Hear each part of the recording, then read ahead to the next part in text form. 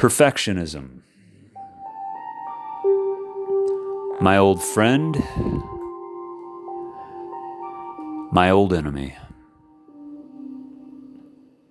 You could almost say perfectionism has been like a frenemy to me. When I say frenemy, what do I mean by that? Well, by frenemy, I mean that perfectionism has both helped me in some ways and hindered me in some ways throughout my life. As I'm sure many of you listening could relate to this. Because on one hand, perfectionism makes you want to strive for creating or doing something really well, making something really good, with quality, with sincerity, with attention to detail. But on the other hand, it can also cause you to hesitate and be extra critical on yourself and hold yourself back. I've had that happen many times where my perfectionistic tendencies would make me hesitate or take forever to start some project or some idea, whether it be to start a drawing, make a video, even a podcast like this. Sometimes I would find myself thinking, okay, I'll do it later when I'm ready. It's got to be the right time, the right mood, the right feeling. And I want to make sure that I feel like it. Because there are times when you're not going to feel like it, whatever it is you want to do or whatever it is you want to start. And as you're listening to this, you're seeing me sketching out this drawing that I went ahead and made. It's a reproduction, an illustration of a photo I took here in Cheonan, South Korea. Just a random house on a corner, one of those old kind of Korean-style houses. I'm sure this little house that I'm sketching is probably from the 1960s. Hard to say, really. But there are a lot of old structures and houses around here. Some have been torn down or just left to fall apart.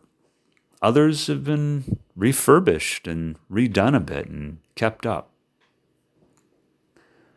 So as you see me drawing this old, traditional looking kind of Korean house, one thing you'll notice is the way I'm drawing it. When I started drawing this illustration, I made sure to draw it in such a way that it's not totally clean and crisp and perfect with every line. Because whenever I would make paintings and artwork and drawings, I would always want the lines to be just right and clean and without any flaws. But in this particular drawing, you're going to see that there are going to be a lot of flaws. If you look real closely, you're going to see there are some lines that are squiggly, messy, spots that kind of look out of place, parts that are kind of crooked, uneven. Even the way I'm filming and making this video, it's not at a great angle. The lighting may not be perfect. But I just decided, let's just do this anyway. Otherwise, we're never going to do it. Let's make it part of the process. Let's just do this. So there I am, making this sketch for you to see and for you to watch me.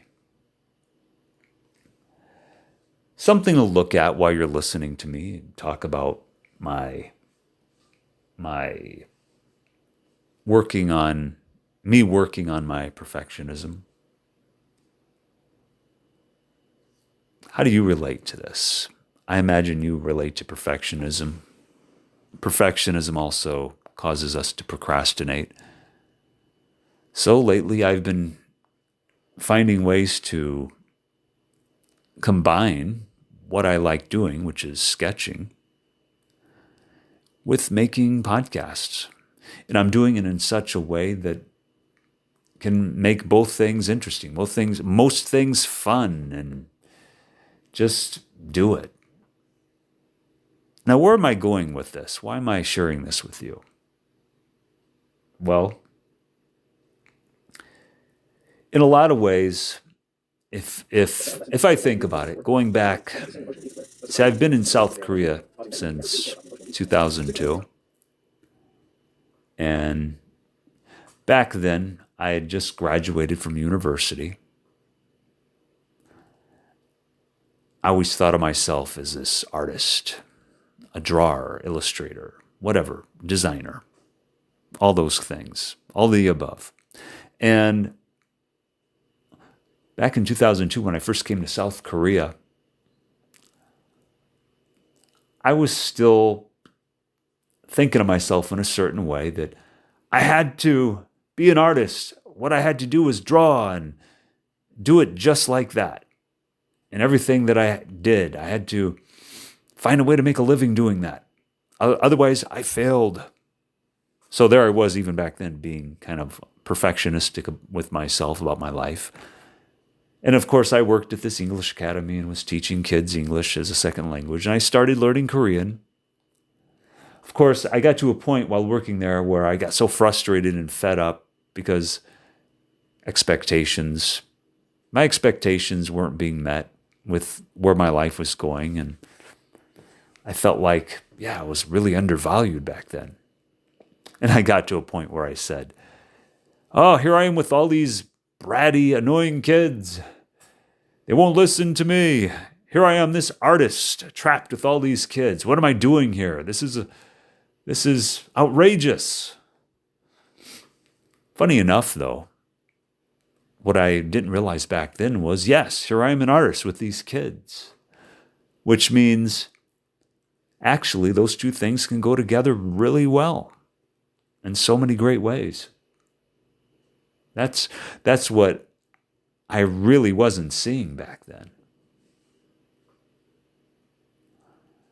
So over the years, my stay here in South Korea, I've tried to learn the Korean language, kept drawing sometimes, but then I got to a point where I thought, it's too late for me to start learning Korean and becoming good at Korean, because I should have started when I was earlier in life so I could be better at it. Nobody ever learns a language later on in life and does well at it. That's what I was telling myself back then, which, by the way, wasn't true. But again, that was my perfectionistic tendency to tell myself that I had to start things at a certain time in order for it to be good and for it to be right.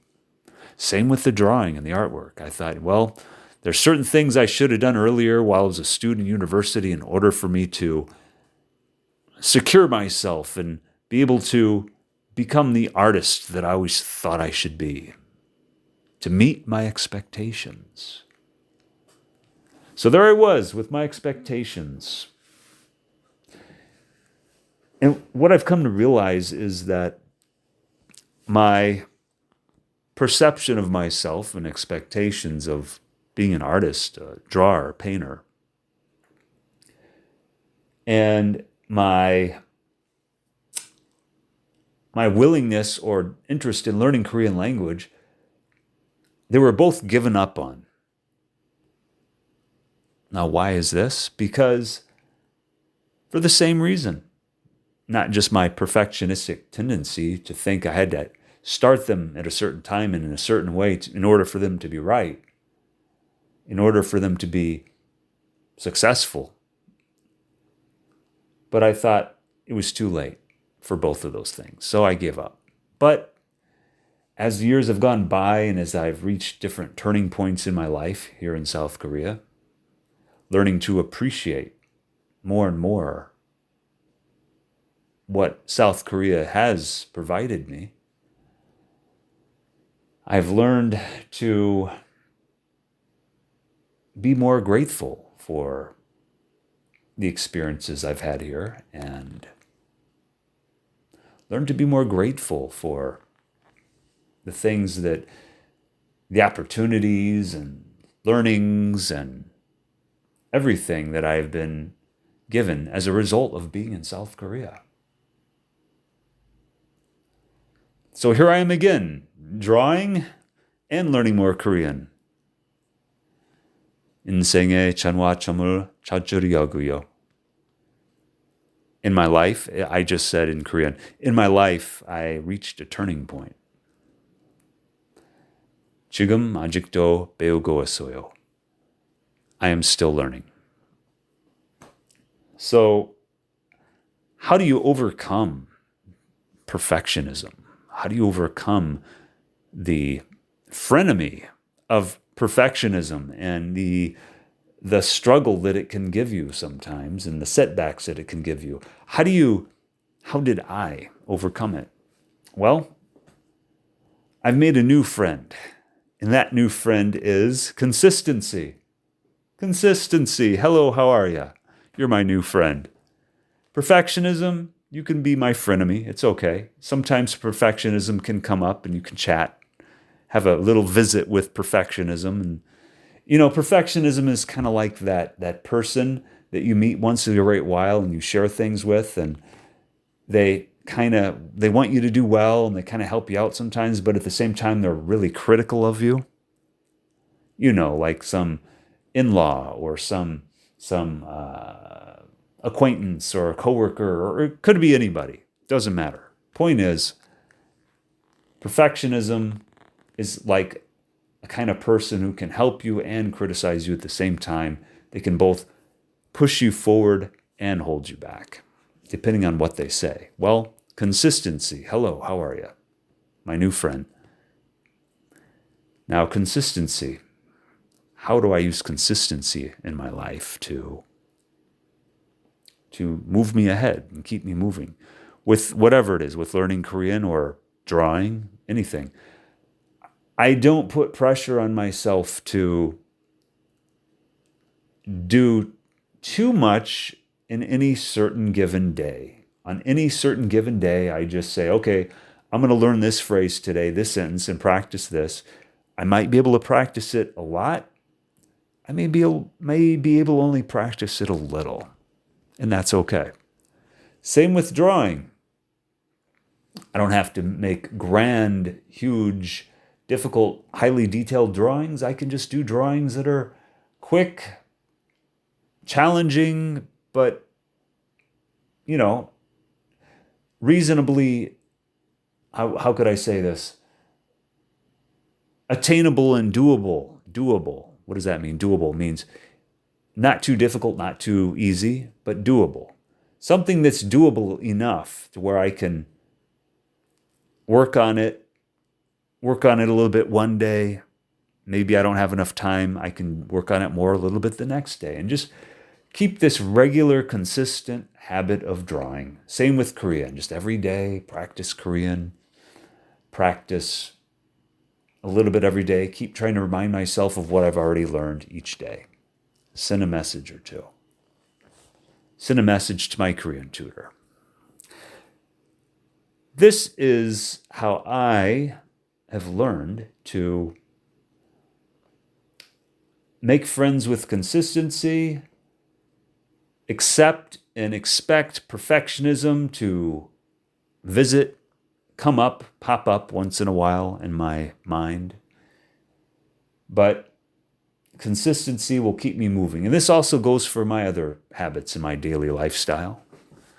Whatever it is. You might not be able to do a lot on one day, but you can do a little bit, and then the next day try to do a bit more if you can, or a little bit or more if you can the next day. So this is my point for this podcast: is consistency is the antidote to perfectionism. Consistency is the way to help you keep moving through any holdback that perfectionism may give you. I'm wondering how some of you out there that are listening, I wonder how some of you handle perfectionism. How do you work with it? When I say work with it, I mean, how do you manage it? How are you able to handle perfectionism in such a way that it doesn't slow you down or stop you from beginning something or completing something? How do you handle and manage criticism, or not criticism? Well, perfectionism does have a tendency to cause us to criticize ourselves, and that's the enemy side of perfectionism. We tend to critique ourselves, criticize ourselves so much. But how do you move through that? How do you handle it? How do you deal with it? How do you keep moving ahead with your creative hobbies or ventures or interests or work? If you have an answer, let me know. I'd be curious to hear from you. Otherwise, if you feel like listening is good enough and you don't have any answers, that's great too. I hope my sharing my thoughts with you tonight was a great listening experience, and yeah, I look forward to sharing more with you. Have a great day.